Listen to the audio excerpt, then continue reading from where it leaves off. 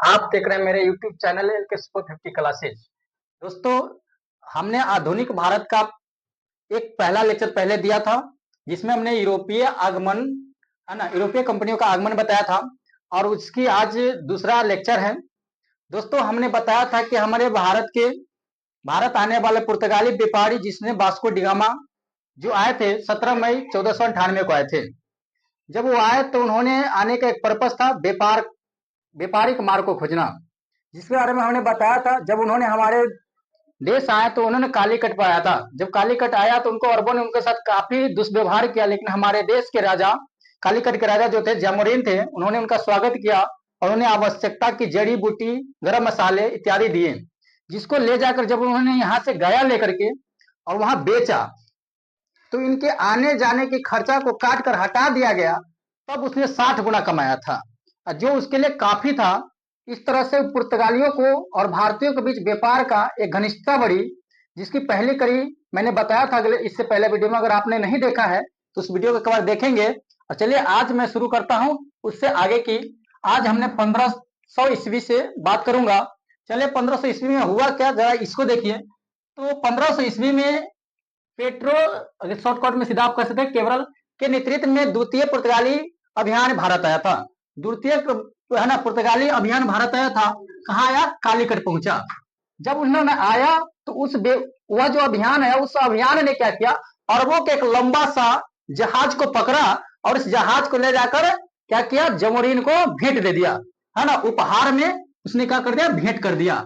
इससे जमोरिन ने उनसे बहुत खुश हुआ और पुर्तगालियों के प्रति जो जमोरिन का जो थोड़ा मोड़ा कम प्यार था ना, वो और बढ़ गया। वो चाहने लगा कि है ना पुर्तगालियों के साथ अगर हम जुड़ेंगे तो कहीं ना कहीं हमें काफी ज्यादा फायदा होगा। और इस तरह से उसने क्या कहा, उसमें जोड़ना शुरू कर दिया। कहते हैं ना, लालच बहुत बुरी वाला है। लेकिन इस तरह से पुर्तगालियों को भी लालच धीरे धीरे बढ़ता गया। और देखिए 1502 में वास्को डी गामा पुनः भारत आया। एक बार कब आया? 17 मई 1498 को आया। और ये उनकी लालच इतना बढ़ गया कि पुनः वास्को डी गामा को कब भेजा गया, है ना, 1502 में पुनः फिर वास्को डी गामा भारत आया था। आपको बता दें, पुर्तगाली व्यापारियों में वास्को डी गामा ही एक ऐसा व्यक्ति थे जो 2 बार भारत आया था। चलिए अगला है 1503। 1503 में जब उन्होंने 2 में आया और यहाँ की सारी मुआवजा किया और उसने समझ गया कि हमको भारतीयों के साथ व्यापार करना बहुत है ना फायदेमंद होगा। और उन्होंने तुरंत बिना समय गंवाए अगला साल 1503 में उन्हें पुर्तगालियों ने अपनी पहली फैक्ट्री कोचीन में लगा डाला, है ना। पहली फैक्ट्री कहाँ लगा डाला? कोचीन में लगा डाला। और अपनी व्यापारिक प्रगति इतना तेजी गति से करता रहा कि 1505 आते आते उन्होंने अपनी दूसरी फैक्ट्री कन्नूर में लगा दिया। दूसरी फैक्ट्री कहाँ लगा दिया? कन्नूर में लगा दिया। और इस तरह से उसकी व्यापारिक संपन्नता धीरे धीरे बढ़ने लगा। और पुर्तगालियों के और यूरोप एक है ना पुर्तगालियों ने भारत के साथ व्यापार के लिए इतना है ना इतना सहज हो गया कि वो सोचने लगा कि यहाँ की जो भी पहले से जाए व्यापारी है ना, उसको हम रास्ते से साफ करके डायरेक्ट क्या करें, समुद्री मार्ग अपना ले, और ताकि हमें व्यापार में कोई प्रकार की प्रॉब्लम ना हो। इसके लिए उन्होंने है ना एक सीधा है ना समुद्री मार्ग खोजने का के पीछे कारण बताया।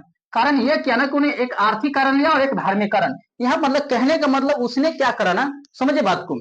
उसने क्या करा कि भारत में रह रहे जो अन्य व्यापारी था, जैसे अरब के व्यापारी था, जिनेवा का व्यापारी था, वेनिस का व्यापारी था, उसके साथ वो धर्म के और आर्थिक स्थिति के बीच मतभेद पैदा करने लगा।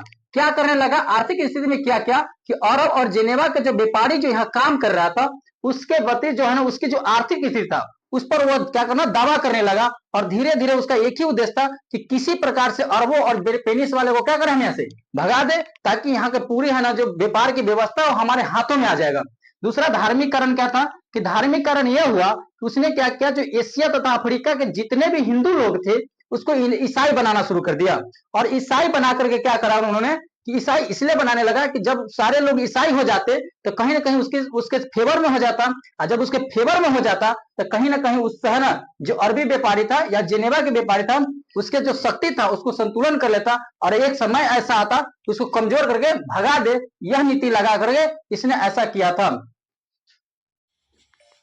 देखिए अल्मीडा जो था ना, भारत का है ना 1505 से 1509 तक अल्मीडा का काल रहा। अल्मीडा को भारत का प्रथम पुर्तगाली गवर्नर बनाकर भेजा गया। समझिए, सबसे पहला बार पुर्तगाली गवर्नर जो बन के आया उसका नाम था अल्मीडा। अल्मीडा को जो भारत का है ना गवर्नर बना के भेजा, उसका एक उद्देश्य था। उद्देश्य क्या था? उसे सरकार की ओर से निर्देश दिया गया था कि वह भारत को ऐसे दुर्ग का निर्माण करे, माने भारत में एक ऐसे दुर्ग बनाए जिसका उद्देश्य हिंद महासागर के व्यापार पर पुर्तगाली नियंत्रण करना था। कहने का मतलब जो अल्मीडा को जब भारत का गवर्नर बनाकर भेजा गया तो उसको सरकार ने यह निर्देश दिया कि देखो भाई, तुम जा रहे हो, ठीक है, पहला गवर्नर बन के जब टेम्पोररी गवर्नर था, मूल रूप से नहीं माना गया था इसको, लेकिन फिर भी पहला बार यही गवर्नर बन के आया। और इसको एक उद्देश्य दिया था सरकार कि भाई तुम्हें क्या करना ना कि हिंद महासागर का जो व्यापारिक मार्ग है उस पर तुम्हें क्या करना है, नियंत्रण करना है। और यही उद्देश्य लेकर अल्मीडा ने क्या हुआ था, भारत का गवर्नर बन के आया था। और आया इस प्रकार अल्मीडा ने जब आया तो उसको अपना हिंद महासागर को अपना व्यापारिक मार्ग बनाने के लिए उसने एक नीति दिया, जिस नीति का नाम था ब्लू वाटर पॉलिसी। क्या था? ब्लू वाटर पॉलिसी अथवा शांत जल की नीति। क्या दिया है उसने? तो आपसे पूछ देगा कि अल्मीडा ने कौन सी नीति दिया था? तो ब्लू वाटर पॉलिसी दिया था, शांत जल की नीति दिया था। और उसने है ना शांतिपूर्वक क्या करा, व्यापार किया। उसने क्या करा, शांतिपूर्वक यहाँ व्यापार किया। लेकिन अगला करीब 1508 ईस्वी 1508 ईस्वी में मुस्लिम नौसैनिक बेरे जो था, गुजरात, मिस्र और तिरपुर तीनों का मिला हुआ था। गुजरात, मिस्र और तुर्की के जो बेरे थे उसके साथ इसका युद्ध हो गया। कहाँ हुआ? चौल के समीप युद्ध हुआ। कहाँ हुआ? चौल के समीप युद्ध हुआ। इस युद्ध में अल्मीडा की हार हो गई। अल्मीडा की हार हो गई और हार ऐसा हुआ कि अल्मीडा के अपने बेटा को जान गंवाना पड़ गया। और देखिए यहाँ पे लिखे हैं, जिससे अल्मीडा का क्या हुआ, हार हुआ और उसका पुत्र मारा गया। अल्मीडा का पुत्र इस जो है ना नौसैनिक युद्ध में मारा गया। लेकिन जब उसने 1509 में अपनी वापसी से पहले 1509 में अल्मीडा ने अपनी वापसी से पहले पुनः उस सैनिक से, जो मुस्लिम सैनिक था, उससे युद्ध किया, नौसैनिक से। और उस समय वो क्या किया, उस सैनिक को क्या किया, उसने पराजित कर दिया। क्या कर दिया? पराजित कर दिया। और उसने जो नीति उसको सरकार ने दिया था, जिससे उद्देश्य था कि है ना हिंद महासागर के साथ व्यापारी नियंत्रण करना, और उसको क्या किया, अंततः उसने जाने से पहले क्या किया, हिंद महासागर पर अपना पुर्तगाली नियंत्रण बना लिया। अगला करियता है अल्बुकर्क को, जो आपको हम अगले वीडियो में दूंगा, तीसरा लेक्चर में। आज के लिए इतना ही।